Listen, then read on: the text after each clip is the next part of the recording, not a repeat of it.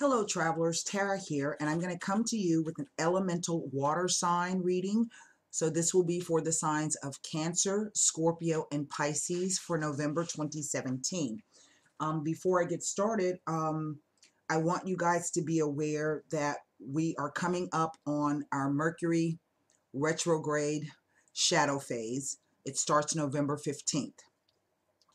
And what I think is going to be interesting about this particular Mercury retrograde is that it falls at the end of the year, and it's also going to be falling in the same sign where Saturn is sitting. So for some of you, this may feel like a brand new start once Saturn leaves the sign of Sagittarius and moves into his ruling sign of Capricorn. But with that Mercury retrograde, it could be a false start. So I want you guys to be aware that when a Sagittarius rules foreigners, immigrants, imports, exports, the internet, the law, karmic law.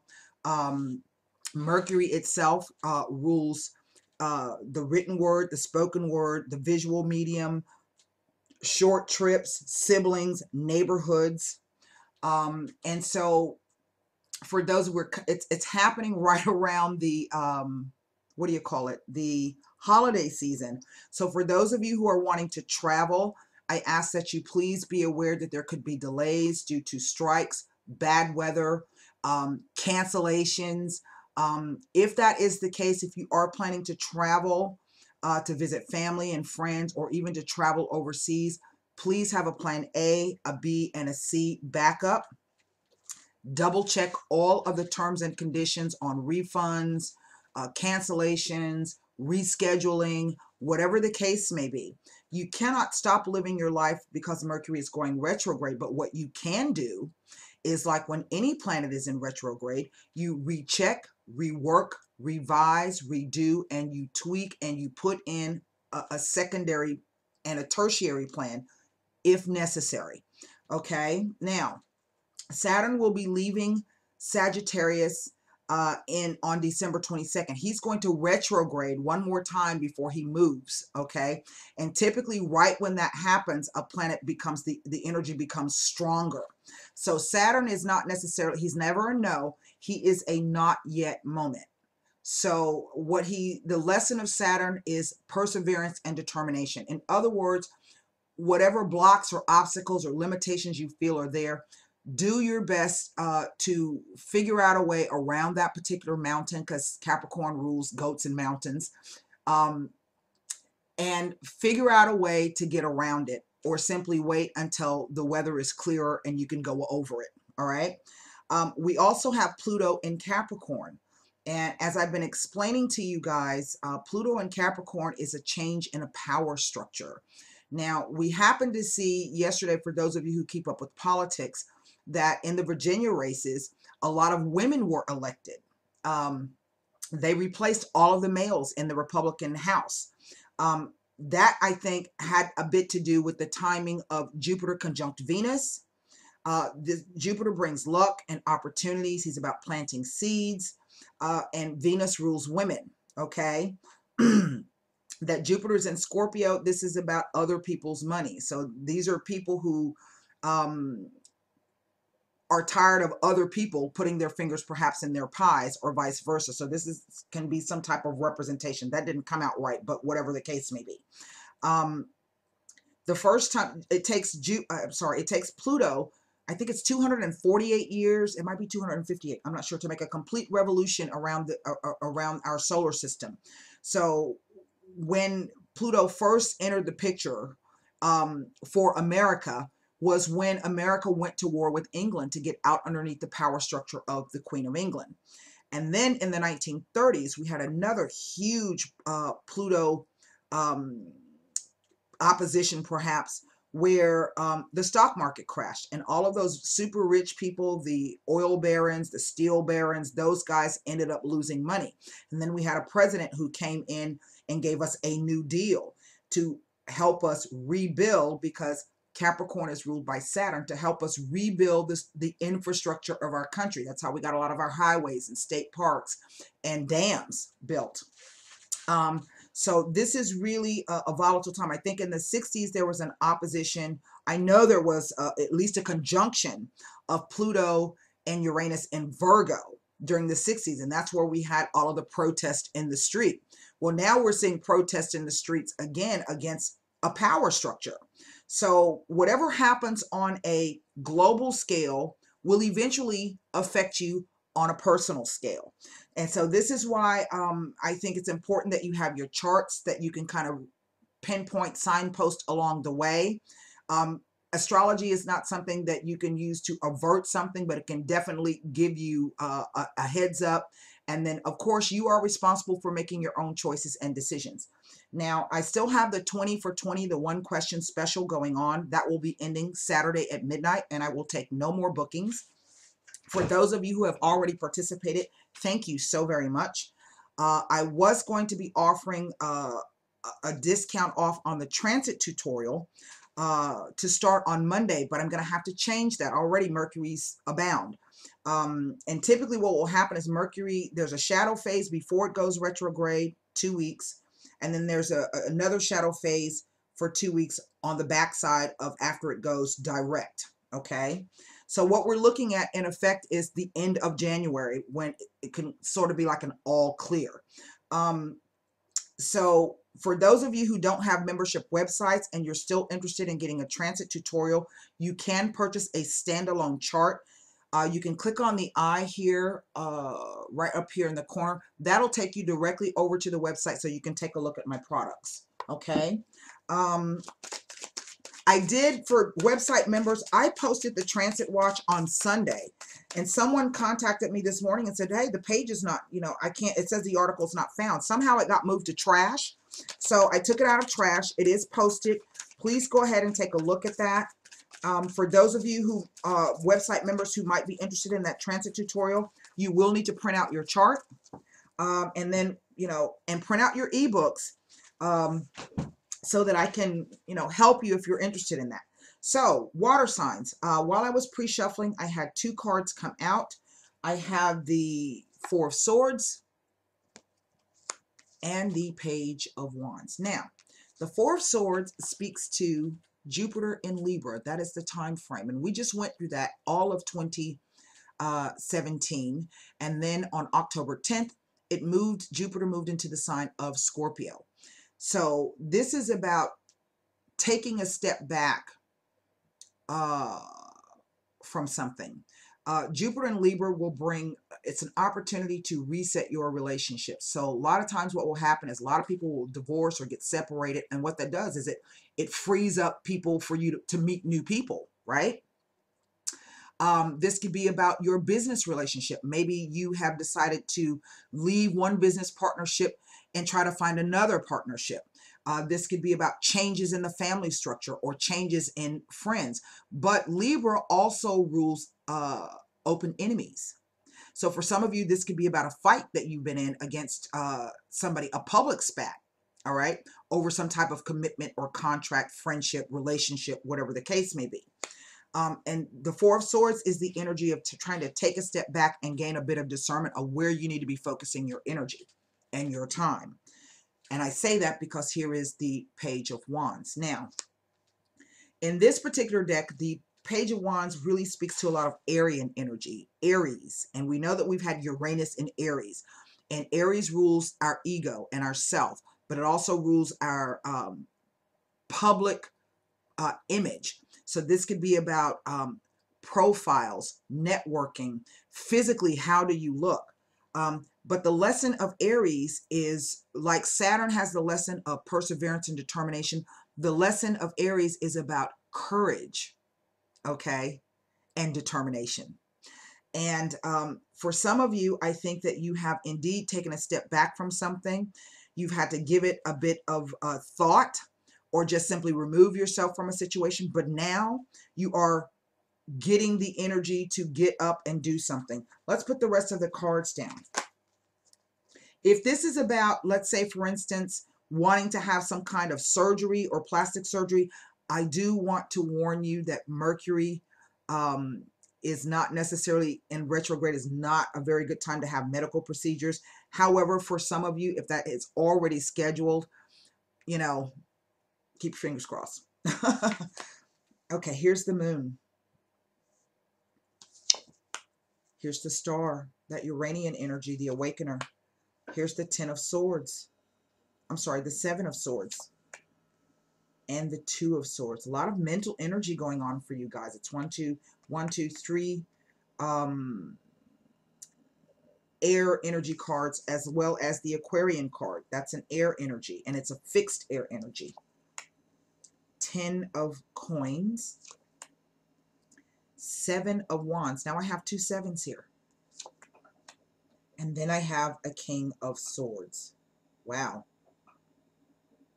So perhaps for some of you, there are lots of transits across air signs in your chart, or planets that represent air signs.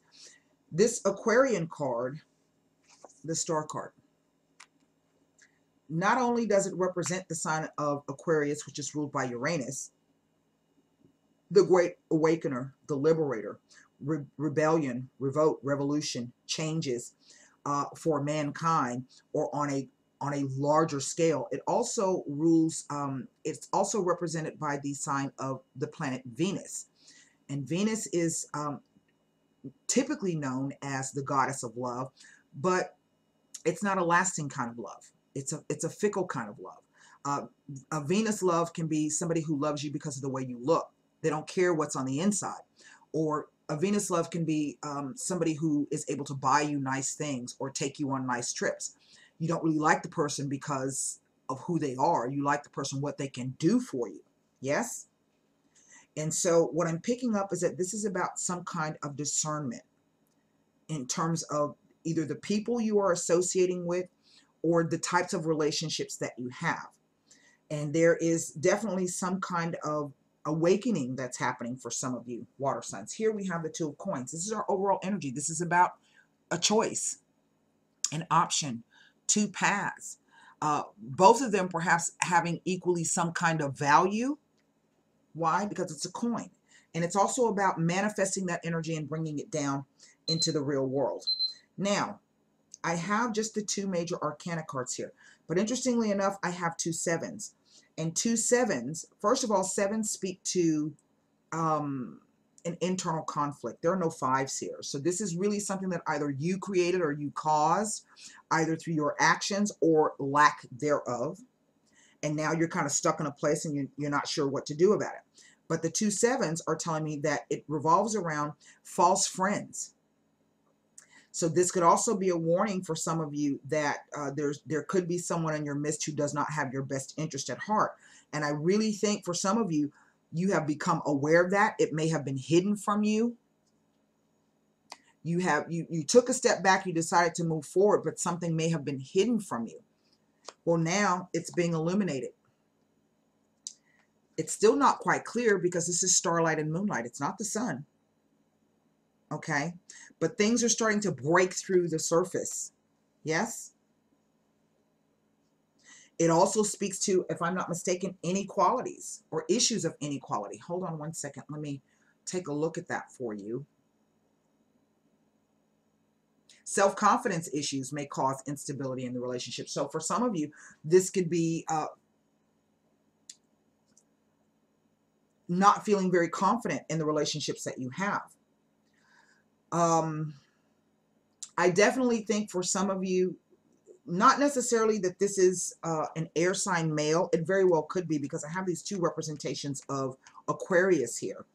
But basically, it could be someone who is highly analytical, extremely logical, who does not have the same emotional makeup or quotient that you do. You're water signs. And so there could be some confusion as to whether or not whatever this person is saying to you or whatever the relationship is it real? Is it Memorex? Are there lies? Is there something hidden? It speaks to not having enough information to make this decision. Now, the 10 of coins speaks to things built up over time. being around somebody who you feel very comfortable about. There's something tangible on the material plane, some kind of gain that you've gotten out of it, okay? This card can also speak to inheritances and payouts and things of that nature. The Seven of Wands is in this deck says that in one respect, you can weather whatever storm this is that's coming, that's happening, that will be coming. Because for some of you, this has already started. For others of you, you're going to be in the thick of it now. And for the rest of you, this may play out all the way into January. Okay. I still think that there is some kind of information that has not come to light, but it is going to come to light. Now, sometimes with the Mercury retrograde, there are things that we don't see. There is information that is being hidden from us. And then other times, depending on other things going on, sometimes that information does come out. Okay. Here with this King of Swords, it's asking you as a water sign, do not allow your emotions to affect you one way or the other, to think logically and rationally about this. I want to look at the meaning of this Seven of Swords for you here.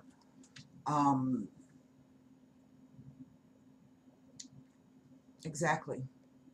It describes work that begins or ends in darkness. It can refer to a secret mission that goes unrewarded or one that leads to infamy and disgrace. So this is really about if there's something that you're doing that you know you shouldn't be doing, be forewarned. Mercury retrograde can bring it all to light. At the same time, if somebody's doing something behind the scenes that they shouldn't be doing, that's out to harm you, false friends, okay? See, and if not, they're thinking about doing it. That's what the swords represent, thoughts. The wands represent the passion, the ambition, the desire, the focus. This could even be anger, okay? Know that eventually that will come to light as well. And so what you're being asked to do is to, this card is kind of a funny card, the meaning, and it says that, let me read it to you. And then I'm going to pull cards on the Seven of Swords here. The Seven of Wands has a very interesting meaning in this deck. The Seven of Wands says, you're in a position of safety and strength. Invaders may storm the fortress, but they cannot breach the sanctuary. You can withstand almost any attack, spiritual, emotional, intellectual, or physical. The keywords are courage, advantage, positioning, and success. And I would dare say that this king is telling you to protect what it is that you've built, whatever that is for you. But you're not going to be able to, your intuition is not going to help you at this time. Okay? Why? There's too much hidden here. There's the moon. So this is saying, instead of using your intuition and trying to intuit what's happening, this is just telling you to logically do whatever is necessary to protect your position, your standing, your reputation, whatever it is that someone is trying to come in and tear down. All right? Now, I'm going, because the truth of the matter is that that person has a choice. What do they gain out of it?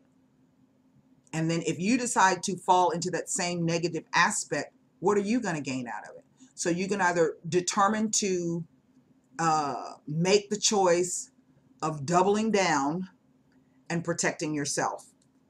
So let's look at this.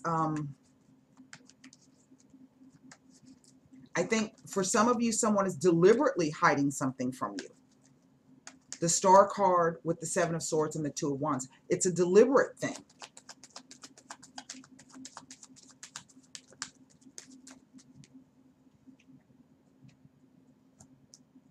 I'm going to pull cards on these three. The Seven of Swords, the Moon, and the Two of Swords. And the Two of Swords in this deck says you don't really have enough information, so you're going to have to pick the lesser of two evils. And that's a tough position sometimes to be in. But all you can do is research, study, do whatever is necessary from a logical standpoint to shore up your position. That's really what that's telling me. 3 cards. Here we go. Riunione. Well, for some of you, this is about joining forces with someone. This is about meeting someone new. But this can also be about a job interview. okay, or some kind of formal meeting.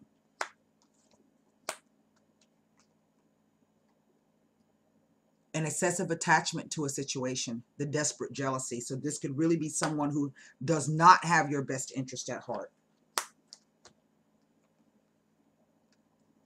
And curiously, we have the friends and family card. So this is a clear warning that there's somebody in your midst who has it out for you. Okay? And it is going to be up to you, instead of trying to figure out exactly who that is, whatever shit that's raggedy, fix it. Now is the time. Okay? That way, when the attack comes, all right, you can withstand that. That's quite interesting. Well, that's what I have for you, water signs. I do hope those messages helped you. And until next time, namaste.